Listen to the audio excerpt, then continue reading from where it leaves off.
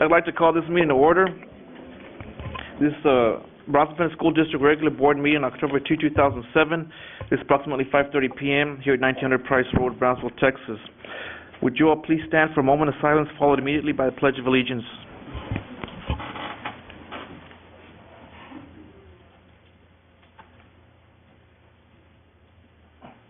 Pledge. Pledge allegiance to the flag of the United States of America and to the republic for which it stands, one nation, under God, indivisible, with liberty and justice for all. Honor the Texas flag. I pledge allegiance to thee, Texas, one way, under God, one indivisible. Under God, I can't forget. State under God. Thank you very much. State under God. Yeah, eventually we'll get the Texas pledge. Moving on to item 4, roll call for the record. Everybody's here with the exception of Mr. Colunga, and I have not heard from him. Item 5, recommend approving the agenda of the regular board meeting of October 2, 2007 with any corrections or deletions. Mr. Gonzalez. Thank you, Dr. Escobedo, members of the board. Just one, on item number 14, we're going to add page 146A to the agenda backup only. That's page 146A, and you have it with you. Thank you, Mr. Gonzalez. Do I have a motion to approve the agenda as stated? I have a motion by Mr. Parr, second by Mrs. Galvan. All in favor, raise your right hand. Aye. Motion passes unanimously. Item 6, recommend approving the minutes of the regular board meeting of August 21st, 2007 with any corrections. Are there any corrections to the minutes? If not, do I have a motion to approve? Motion by Mr. Parr, second by Mr. Aguilar. All in favor, raise your right hand. Aye. Motion passes unanimously. Item 7, recommend approving the minutes of the regular board meeting of September 4, 2007 with any corrections. Are there any corrections to the minutes? I have a motion by Mr. Aguilar, seconded by Mrs. Galvan. All in favor, raise your right hand. Aye. Motion passes unanimously. Item 8, recommend approving the minutes of the regular board meeting of September 18, 2007 with any corrections. Any corrections from the board? If not, I have a motion to approve. Motion by Mr. Powers, seconded by Mr. Cortez. All in favor, raise your right hand. Aye. Motion passed unanimously. Moving on to Superintendent's Report, A, Conference Presentations. 1, recognition of the 2007 TBEC Honor Roll students. Mr. Gonzalez. Thank you, Dr. Escobedo, members of the board. It's a real honor to present these schools today, and we keep growing in numbers of campuses that received this honor. It's the Texas Business and Educators Coalition Honor Roll, and they will be receiving numerous awards. And to introduce this presentation, I'll call on Dr. Salvador Cavazos. Dr. Cavazos. Dr. Escobedo, Mr. Gonzalez, members of the board, as Mr. Gonzalez shared, this is the Texas Business and Education Coalition Award of 10 Brownsville schools for sustained academic excellence, recognizing schools that have demonstrated 3 years of consistent high performance in all subjects compared to other schools serving similar populations.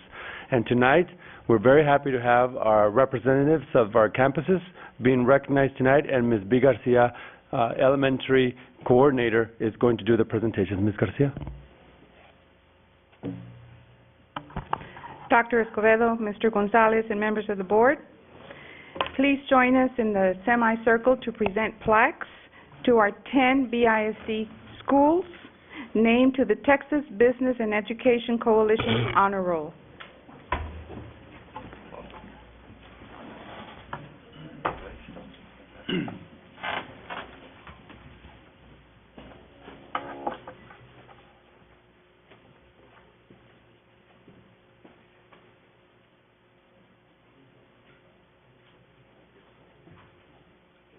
These 10 BISD schools have attained the highest percentage of students performing at the state's most rigorous standard commended in every subject. Of more than 8,000 Texas public schools, less than 5% are honored. All TBEC Honor Roll schools will be recognized in Austin later this month. However, we do not want to wait any longer to congratulate our award-winning schools. The district schools are represented tonight by a principal, a teacher, a parent, and a student. Let me start with the elementary campuses. We have Egley Elementary, Christina Bridgewater, Principal. Area Assistant Superintendent is Dr. Carl Montoya.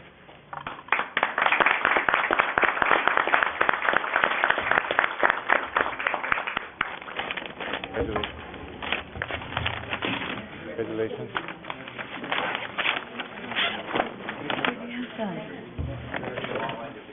Did you bring, is it already charged? Did it need to be charged?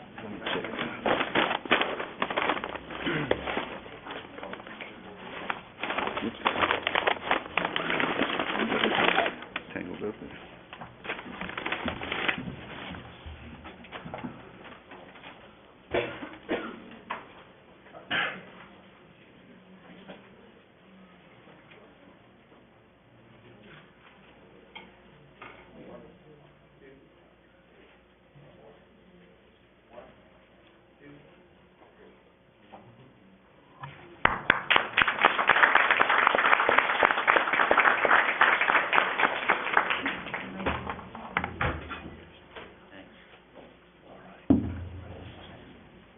Thank you. Our next elementary campus, Gallegos Elementary, Lucy Green, Principal. Area Assistant Superintendent, Mary Jo Monfiles.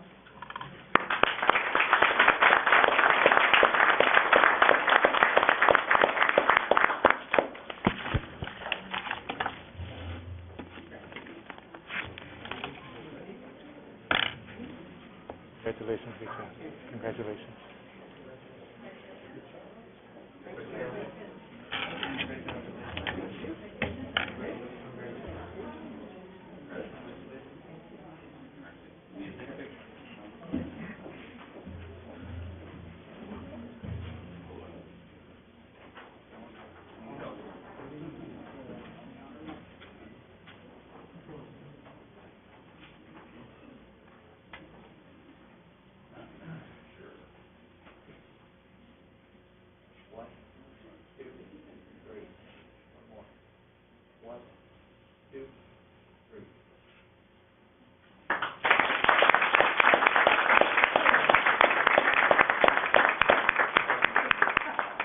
Thank you. Our next elementary campus, Longoria Elementary, Marina Flores, Principal.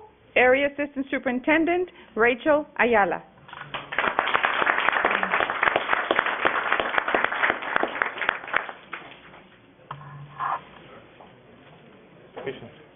Congratulations. Congratulations. Hi, how you doing? Congratulations. Congratulations.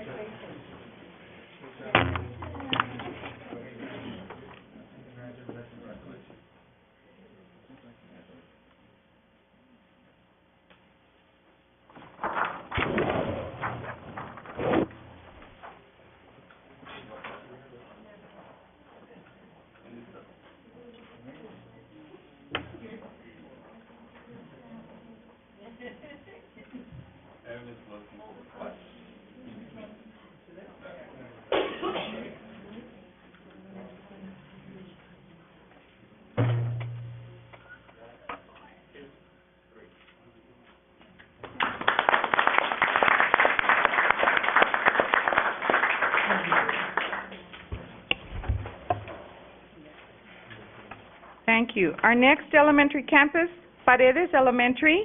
Paredes was also a TBEC school last year. Julie Trevino is the Paredes principal. Representing Julie Trevino tonight is Karen Trevino, assistant principal.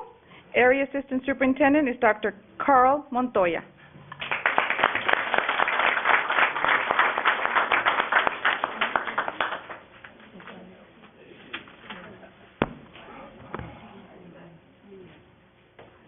Congratulations. Congratulations. Good job. Congratulations. Congratulations.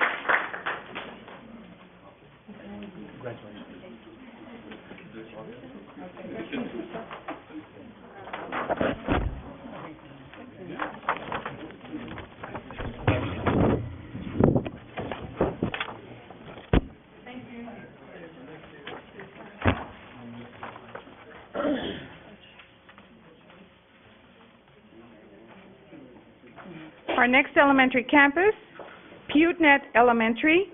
PewDnet was also a TBEC school last year. Ernestina Trevino, Principal. Area Assistant Superintendent, Rachel Ayala.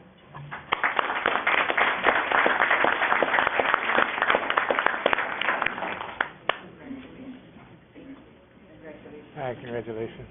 Congratulations.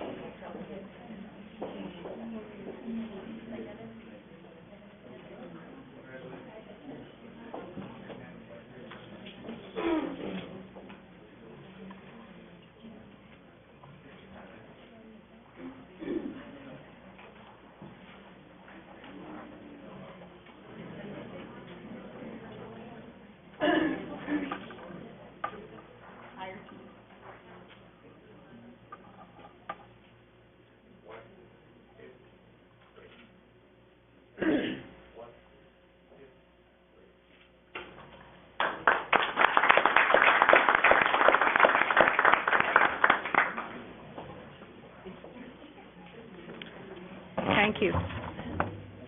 Our next elementary campus, Resaca Elementary. Resaca was also a TBEC school last year. Carlos Paredes, Principal.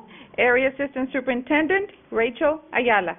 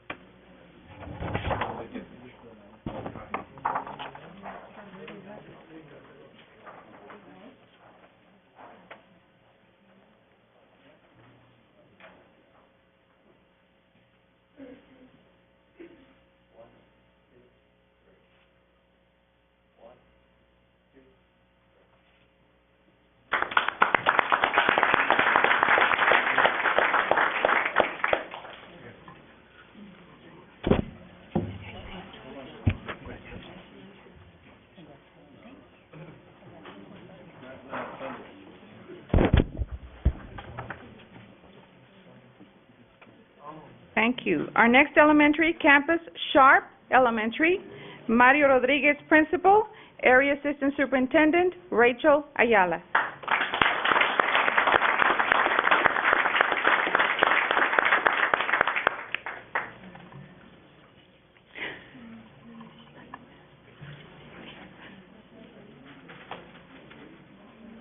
Good job, sir. Told you you'd knock him out.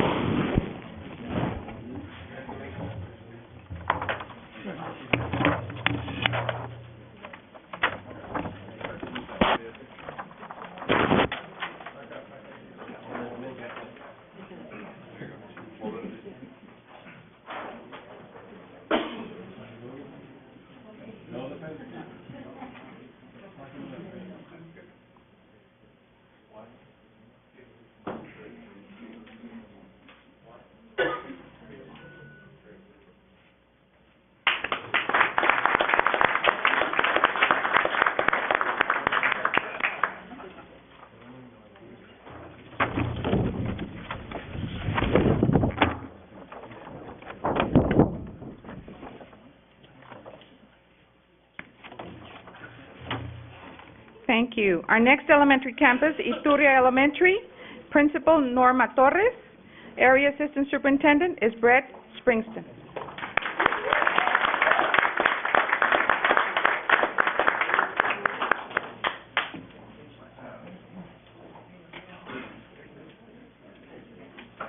Congratulations. Good job.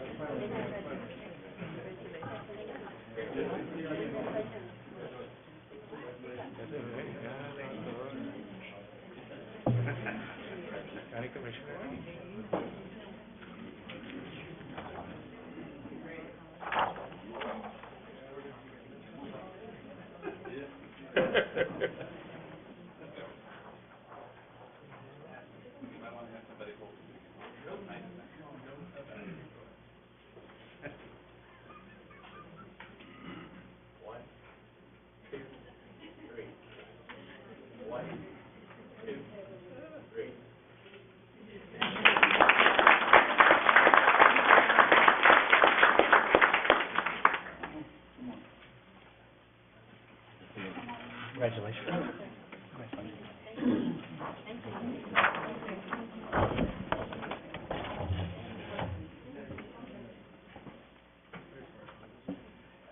We have two middle schools with this honor.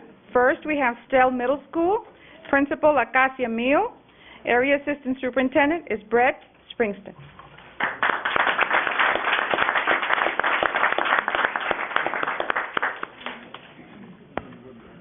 Congratulations. Congratulations. Congratulations, sir. Good job. Good job, guys. You're doing great. Hi, Acacia. How you doing?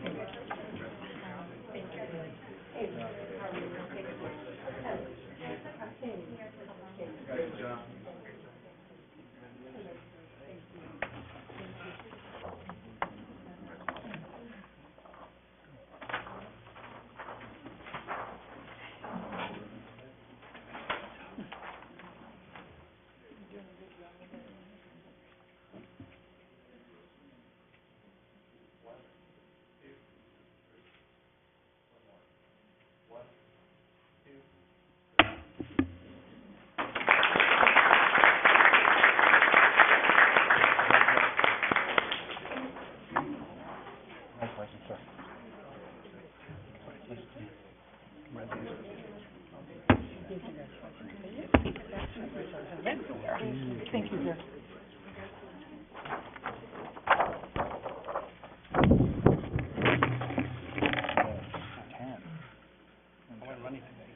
Our next middle school is Vela Middle School. Vela was also a TBEC school last year. Vela Principal, Robert Gonzalez. Area Assistant Superintendent, Dr. Carl Montoya.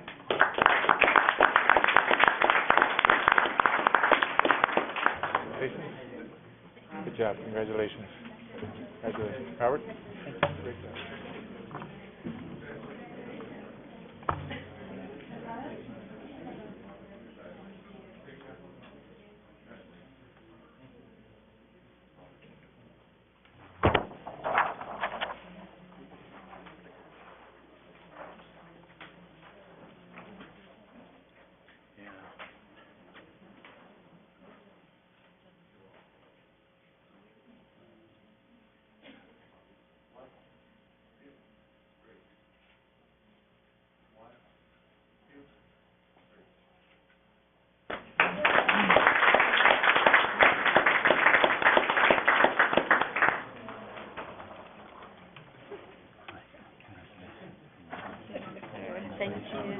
Congratulations, sir. Yeah, I want to invite you to Rotary.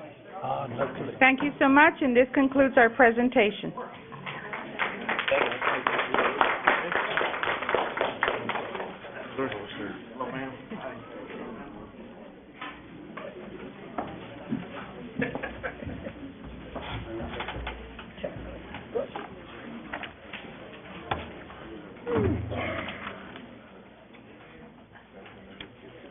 All right, moving to your territory. You gotta work for this one.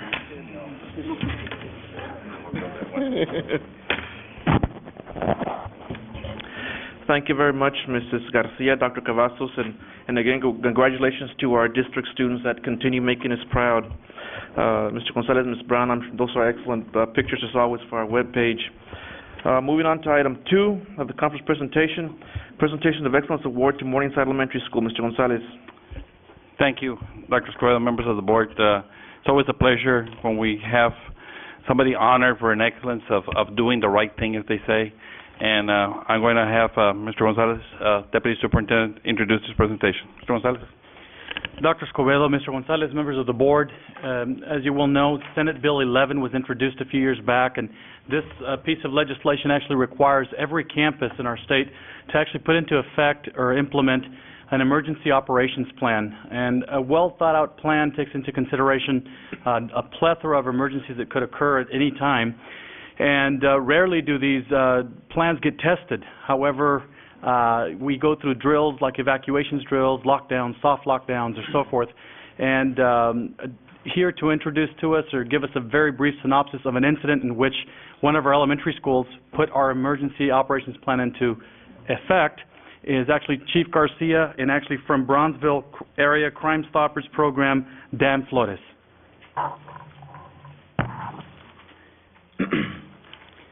Good afternoon, Mr. Gonzalez, thank you. Area Superintendent, School Board President, Dr. Escobedo, Mr. Gonzalez, thank you very much. It's a brief synopsis of the incident that occurred. At about 11:40 a.m., a male walked into the office at Morningside Elementary, attempting to withdraw his child from the campus. An individual at the campus recognized this person as a wanted person with the local police department. This individual advised the campus administrator, Ms. Emerson, who immediately placed the campus on a lockdown. Within minutes, the suspect, who was wanted on a felonious warrant, was apprehended. The lockdown drill was set in motion, and our students were out of harm's way. The Brownsville Area Crime Stoppers would like to recognize Morningside Elementary for their diligent efforts in providing a safe and secure learning environment for all students. At this time, I'd like to Officer Aguilar, please make the... Thank you. Okay, good evening. As a Crime Stoppers Coordinator for the BISD Police Department, I've been blessed to gain the support of the Brownsville Area Crime Stoppers Board. These folks have issued about $600 in cash rewards towards tips that were received through our Scholastic Crime Stoppers hotline. Our Crime Stoppers hotline is available to anyone who has any information that they would like to come forward with and remain anonymous. It is available 24 hours a day, 7 days a week. Guaranteeing the anonymity of the caller is the number one responsibility of the Crime Stoppers program. Solving the crime is second to that. Now I would like to introduce some of our representatives from the Brownsville Area Crime Stoppers Board. We have Mr. Dan Flores, Ms. Delaney, and Board President James Lett.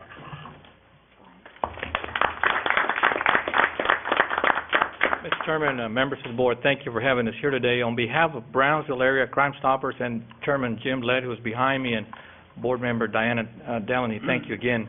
We're real proud today to award Mrs. Emerson and her staff this excellent award for doing a great job. In a nutshell, folks, because I've done this for over 30-something years when it comes to police work, they handle a very dangerous situation without anyone knowing what was going on. And that's what really got our attention. When it was brought up to us and it was brought up to my attention, I figured, boy, you board members need to know what kind of good staff you have, how well your police department, especially BISD Scholastics program, has come a long way in making our schools safe. So I'm really proud today to ask Mrs. Emerson to come up here and receive this award on behalf of Brownsville Area Crime Stoppers, BISD School Scholastics program, and our chairman, Jim Lett.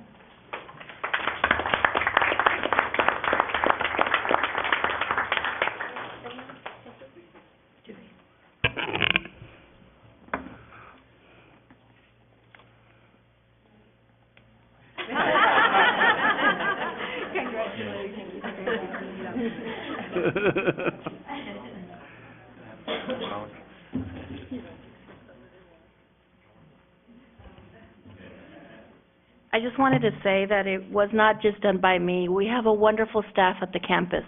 All the staff members have been trained, and they did an excellent job. I'm particularly proud of all the paraprofessionals that did above and beyond job in making sure that the students in the cafeteria were safe.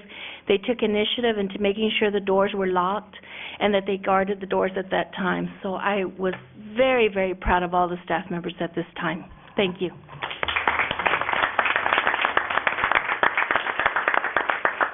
Ms. Emerson, would you mind bringing them up, coming up, and Chief Garcia, and your staff members, to let the board members congratulate him for a job well done.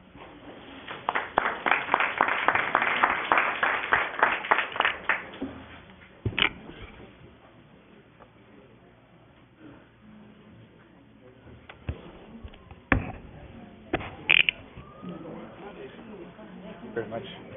Thank you for your work, sir. Great job, you did a great job. For the record, Mr. Smith. How you doing? Thanks for recognizing us. Thank you. Thanks for recognizing us. Keep always good. Good job all the time. Thank you, sir, for everything you do. Thank you. Thank you for everything you do. Pleasure meeting you, sir. Thank you. Thank you, sir.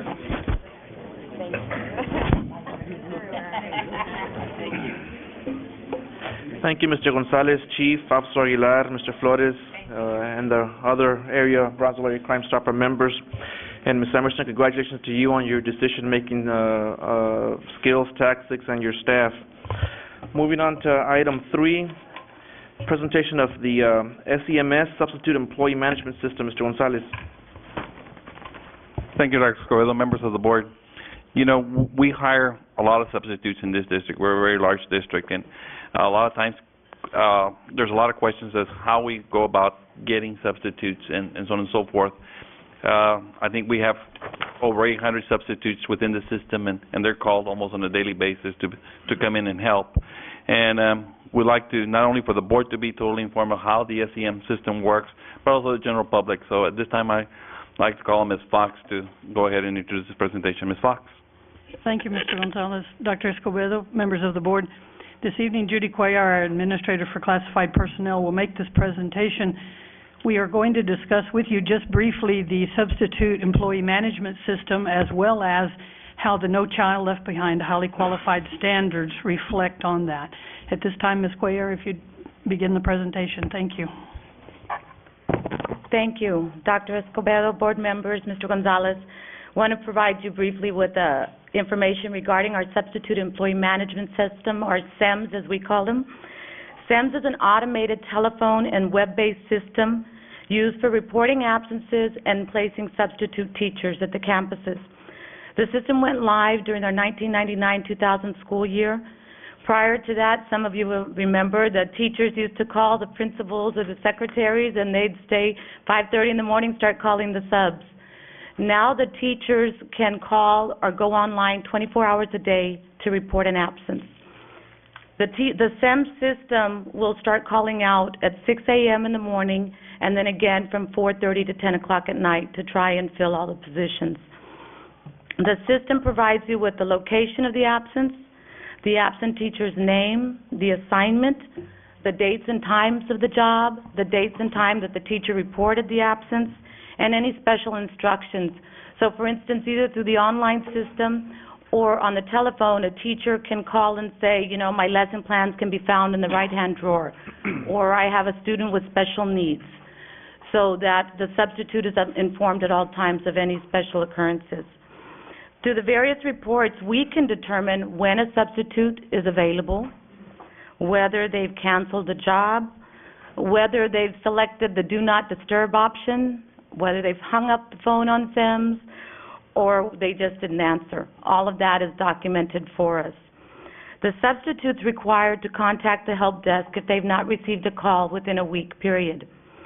And the reason we've done that is that through advice from the Workforce Commission, the Unemployment Division, substitutes across the state were claiming unemployment on a larger and larger basis. So what they've informed us is if we put it in our rules that it's a substitute's responsibility to help find a job, then we're covered. So they call us if they haven't received a job and we find them something. In order to hear or receive an assignment, the substitute must first be cleared from employment. Currently require each substitute to have a minimum of 30 college hours and attend annual substitute in-service. Now, we probably will be coming to you soon to review the 30 college hour requirements, because in a recent study, we found that we were the only district that required less than 48 to 60 college hours. Most districts have increased. Some have even upped it all the way to a bachelor's degree. So we are reviewing that, and we'll bring you a report shortly. Now, each campus is given the opportunity of selecting substitutes which they would prefer to use first. So the system will call their preferred list first. If they're not available, then it goes down to a general guide. The campuses can also designate substitutes that they do not wish to use on a do not use list. However, if a campus does designate a substitute, they're required to submit an administrator's report so that we can review Any of the performance issues, if we need to review and determine whether they need to be removed from the entire list, at that point, we'll call them in, sit with them, and discuss it and make a determination at that point. Now, the Nickel-B has placed additional requirements on the district in regard to the placement of substitute teachers. In your packet, I've included information released from TEA requiring substitute teachers to now meet the highly qualified standards. If an individual is hired to substitute for a vacancy, the substitute becomes the teacher of record, and as such, they must meet the highly qualified requirements. So this includes a bachelor's degree, a valid Texas teacher certificate. In their level, it must have passed either the Texas or the exit. Now, if they're subbing in the secondary level, then they have to also have the test in their content area. Standards must also be met for an individual that's hired to substitute for a vacant paraprofessional position, which means that they must have an associate's degree, proof of a high school diploma or of its equivalency, and or 48 college hours. The district's also required to notify parents when their child has been assigned or has been taught for 4 more consecutive weeks by a teacher or a substitute who does not meet the federal requirements of highly qualified. So, because of this, many campuses are now attempting to find certified or highly qualified subs in their long-term positions. As a result, many of the substitutes who used to enjoy those long-term positions are no longer getting it for that same length of time. In your packet, I've also included just a brief overview of the SEM system for your information. Now, we are getting an upgrade to the system. SEMS is the original program that they had, and it's being put out to pasture, but its upgrade is called Smart Find Express, and it's going to be a lot easier for us to do certain reports that you all have been requesting of us. So we're looking forward to that, and that should take place by December. I'm welcome to entertain any questions. Thank you, Ms. Cuevas. Question comes from the board. Mr. Lehman. Mr. Gonzalez, I stepped out temporarily, but principals have the authority to put substitutes on the no, what do you call it, removal or no call? That's correct. Okay. But they have to, there has to be cause or reason, or not necessarily? What happens is when they're put on this list, then Ms. Cuellar and the staff from HR call in the principal and say why, and we review, like, why don't you want this up? And then they'll review it, and if there's just cause, we let it. If not, we'll put them back into the system again. Any other questions, comments? Yes, Mr. Colunga. Thank you, Dr. Escobedo. Question on the, what if a campus staff override the system in assigning substitutes? What would happen in that case? Yes, principals, administration are given the right to override who the system called. So if a teacher reports an absence, the system will start contacting them. But the administrator at any time can come back and say, you know what, I would prefer to put this substitute for whatever reason, and they have the right to go in there and override the system. However, we ask that they give the substitute enough time so that we can help locate another job if it's been canceled in a short notice. And if not, then we still require that the campus pay that substitute that lost that position for that half day or as such. And also, if a substitute comes in based on the system calling for a particular teacher, do they follow the teacher schedule, or is that up to the campus? Yes, for the most part, they'll follow the teacher schedule, but if a teacher has breaks or conferences or whatever, the campus will then assign them to whatever coverage they need. I might want to clarify that. For the most part, if a teacher's brought in and they're to substitute for that particular class, they're given the teacher schedule. However, there's occasions that there's just not enough subs. That's happened to us before. So in that case, during their conference period, we'll ask them to please and go in and sub for that one period in another class if it's an extreme emergency. And that's just to cover the classes, because we need to have somebody in the classrooms at all times. We cannot leave any students unattended. It's not the norm, but on occasion it does happen. Thank you for clarification. Okay. So if I understood this correct, there is a shortage of substitute teachers, correct?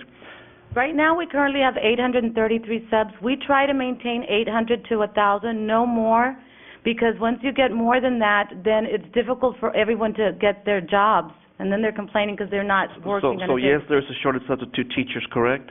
Right now, I'd say we're at a good part as far as Who ultimately hires them in most cases? Is it the teacher, the principal? I just want to make sure that I understand For correctly. new substitutes, if they do not have a bachelor's degree or certified, they are randomly selected to be interviewed by campuses. We give them a criteria and questions. The campuses interview them, normally in a committee process, and then they submit their recommendation to us. And once they're hired, I mean, on a daily basis, I guess I didn't ask my question properly, on an everyday basis for a How are they substitute that's placed? already been hired in the district, who hires the substitute for that day, the needed day? Is it the teacher? Normally, the system will normally do it. Okay. The campuses have the ability to select a preferred substitute, or the teacher can make a recommendation. So a teacher can recommend, and ultimately the campus administrator can say yes or no. Correct. And I know you kind of already touched on this, but I want to make sure that I understand, because, you know, I know a lot of substitute teachers, and I've heard all the stories. If a teacher has a planning period, the substitute may engage in a planning period even though they don't really have anything to plan. But since there is a shortage, or if there is a shortage, that substitute can be called to another room during that planning period or conference period, correct? Correct. For the most part, they are called to cover other And if assignments. they refuse, is that insubordination? It could be insubordination. It would be something that we would discuss with the administrator and the substitute. Okay. Now, you mentioned the no-call list. I mean, could it be the opposite, where a substitute demands to be called on a daily basis because for whatever reason? I mean, do they have that right as a substitute teacher? Well, they do call us demanding, but if there's no job available, They then cannot demand that, I mean, correct? if Because there's they know nothing out Mr. there- Gonzalez or me or anything like that, correct? And I just just for wanna the make sure record, that Mr. Gonzalez has never called demanding that I hire a sub. Great. I think that's very clear. Thank you, Mrs. Aguilar, Ms. Fox, Mr. Jones. Any other comments or questions from the board? Mr. Lehman? Yeah, on permanent substitutes, how is that handled? They don't become employees.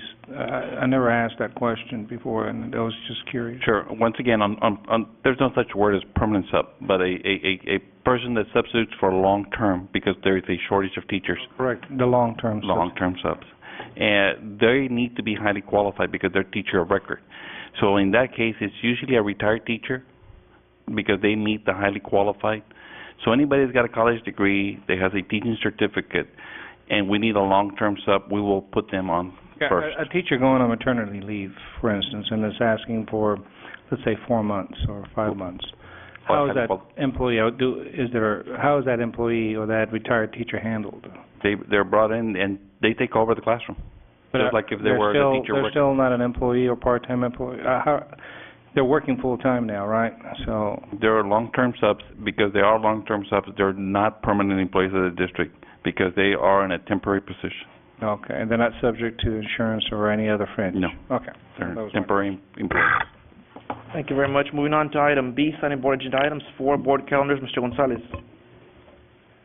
Thank you, Dr. Escobedo. Members of the board. Yes, you have your calendar with you. Just a few highlights that we need to go over, just as a reminder. And we'll try to call you and remind you again on some of the things. But this coming Thursday, the day after tomorrow, we have a facilities committee meeting here in the boardroom at 5:30. You'll get the package tomorrow. Basically, the highlight is that all the architects will present their plans already that are going out. I think you already have it. And so it'll be an interesting meeting. We'll invite the Bond Oversight Committee to be here so they can review the plans along with us together. And then there's some other items there to be discussed. But that's the highlight of the Facilities Committee meeting. This Saturday, the Buddy Fund meet at Sam Stadium. I believe it's at 8:30. Try to be there. It'll be a nice event. It'll happen all morning long. We also have next week open houses. I just want to touch as many open houses as you want to. You have 3 wonderful opportunities to attend. On Monday is middle school, on Tuesday is high school, and on Thursday, the 11th, is elementary schools.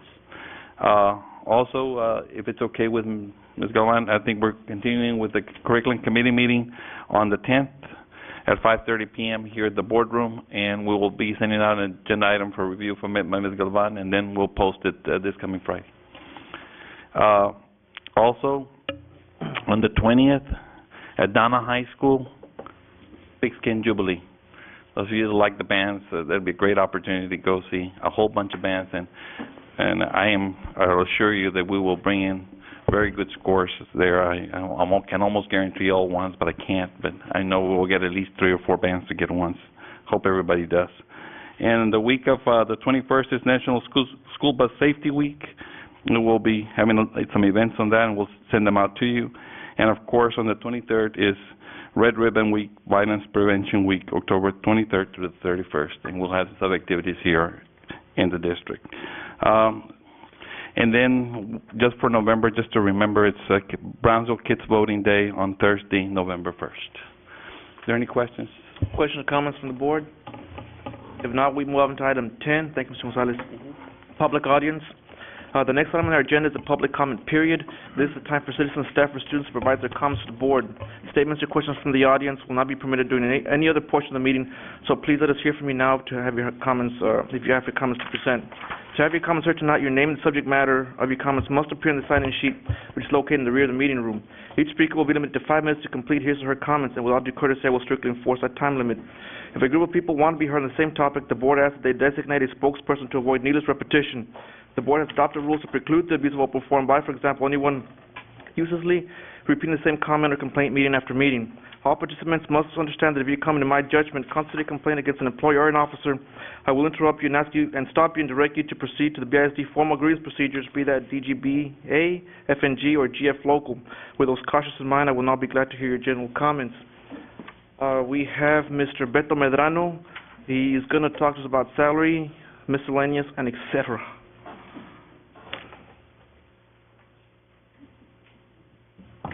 Mr. Chairman and board members and Rachel Ayala, who was mentioned almost in everything there, that thinks she should get a promotion and a pay raise. They call her name in all of them. So, and I also want to welcome Dr. Montoya and Dr. Cavazos to the Brownsville team. And really, I have nothing but positive news. I know that we get negative people that don't know anything about the school district. They're not even in the education business, but they're the experts at hand for that day because they read the Brownsville Herald, which sometimes doesn't tell the truth. But anyway, they read the Herald and they say that they're experts and they love education. And who can love education more than the teachers? Who loves the kids more than the teachers? And having said that, I want to thank you all, the board, all the board members, especially Pat and Otis, who always stand behind us for insurance, who always stand behind us for salary increases. And I know you board members also do that, but these guys are in the heavy trenches when push comes to shove. And Dr. Escobedo, I want to tell you that you run a good program here. Whenever I have a chance, I watch the video. You're excellent in parliamentary procedure. I want to tell you that probably you're better than any of the others around town. I can get to see Hidalgo County, and I see how they operate. And I really want to congratulate you on the parliamentary procedure, knowing and I love Mike Saldaña. You have the authority to run the meeting.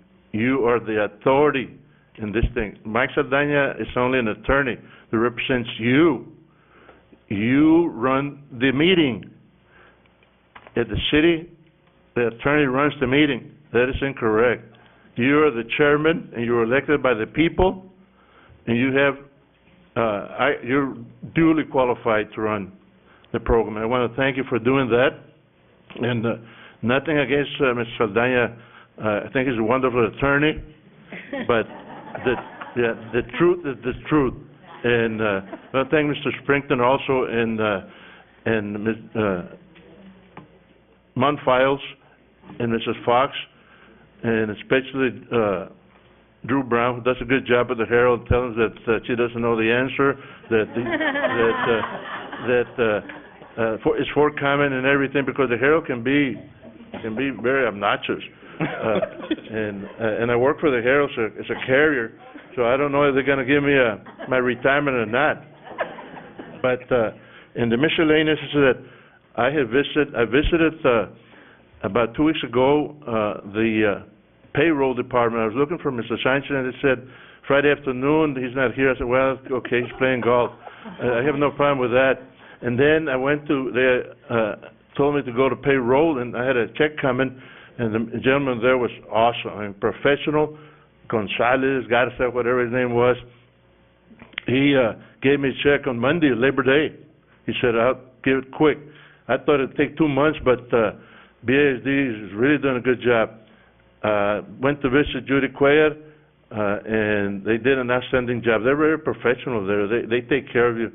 And it seems like all the employees are being very professional and polite. So I just want to come and speak positive because, like I said, the experts, they never been in the education field and they criticize the teachers. Businessmen think that we get too many vacation days. What do they know about school? Well, they claim to know everything. Just read the papers. Teachers shouldn't be getting that many holidays. They don't know what we do. They don't even know one iota of what goes on in the classroom. And discipline is tough everywhere. And but I just wanted to let you know and let you know that Rachel Ayala is alive. Since her name was being mentioned all the time, I said, God, she ought to take over superintendent. But then I forgot that my friend Gonzalez is here and he's doing a good job. But whenever we want to leave, I'm coming and recommending her. Thank you very much. You all been real good to us, and I know that we're looking at the salary increase next year already. If Albert Alegría is here, he'll probably thank me. Thank you. Thank you very much, Mr. Medrano. It's always encouraging to hear positive comments about our district employees. Our next speaker is Francisco Cifuentes, District Concerns. Mr. Cifuentes? He's not here. Well, then we move on to consent agenda. I have received a list from my colleagues indicating that there is a need to discuss and or deliberate the following agenda items. Under A, general function items, number 6. These items that we will discuss, number 6. And under personnel matters, 14, 15, 22, 25, 26, and under real property, A. So we will discuss 6, 14, 15, 22, 25, 26, and 29A. Do I have a motion to approve the consent agenda? So moved. Motion by Mr. Power, seconded by Mr. Cortez. All in favor, raise your right hand. Motion passes unanimously. Number 6, recommend approval to implement Phase 4 of Project Lead the Way, and to lease software agreement in the amount of $17,745 from State Career and Technical Education Funds. I'll open the floor for discussion. Mrs. Galvan. Yes, I had a question on page 57. Underlined was the agreement does not warrant the performance of software, and I just had a question as to what that meant. Mr. Gonzalez. Thank you, Dr. Escobedo, members of the board. Ms. Galvan, basically what they're saying is they do not warrant the performance being the end results. So, but the software is warranted as far as what it does, but they can't say that the students will guarantee to do the pass. Yeah. Thank you. Any other questions, comments from the board? If not, to have a motion to approve item number 6. Motion by Mr. Power, seconded by Mr. Aguilar. All in favor, raise your right hand. Aye. Motion passes unanimously. All opposed? Was that unanimous? Yes. Motion passes unanimously. Moving on to item 12, closed meeting. As pursuant to Texas Government Code Section 551.071, et sec, the board now goes to closed meeting. The board reconvenes after closed session. Under personnel matters, 14 requires no action. 15, recommend approval of probationary contractual personnel for 2007-2008 school year teachers, subject to receipt of all outstanding documentation. Do I have a motion to approve? So move. Motion by Mrs. Galvan and second by Mr. Aguilar to approve item 15. All in favor, raise your right hand. Aye. Motion passes unanimously. Moving on to item 22, recommend approval of probationary contractual professional personnel for the 2007-2008 school year, assistant principal, subject to receive of outstanding documentation. I have a motion to approve. So moved. Motion by Mrs. Galvan, seconded by Mr. Cortez. All in favor, raise your right hand. Aye. Motion passed unanimously. Item number 25, recommend approval of term contractual personnel for 2007-2008 school year, assistant principals, subject to receipt of all outstanding documentation. I have a motion to approve. So moved. Motion by Mr. Powers, seconded by Mrs. Galvan. All in favor, raise your right hand. Aye. Motion passes unanimously. Item 26 requires no action. Moving on to item C, real property 29A. Should I read it? It's a long motion. Do I have a motion to approve 29A? The item dies for lack of a motion. Moving on to announcements. We have Facilities Committee meeting this Thursday, October the 4th at 5:30 here at the Administration Building. We have a Curriculum Committee meeting on Wednesday, October the 10th, 2007 at 5:30 here at the Administration Building. And the next regular scheduled board meeting is on Tuesday, October 16th here at the Administration Building at 5:30. Any other announcements, Mr. Gonzalez? Just want to remind everybody of the buddy meet on Saturday morning at 8:30. Just want to re-announce it. Thank you very much. I have a motion to adjourn. So moved. Motion by Mr. Powers, seconded by Mr. Cortez. All in favor, raise your right hand. Aye. Motion passes unanimously. Have a good night.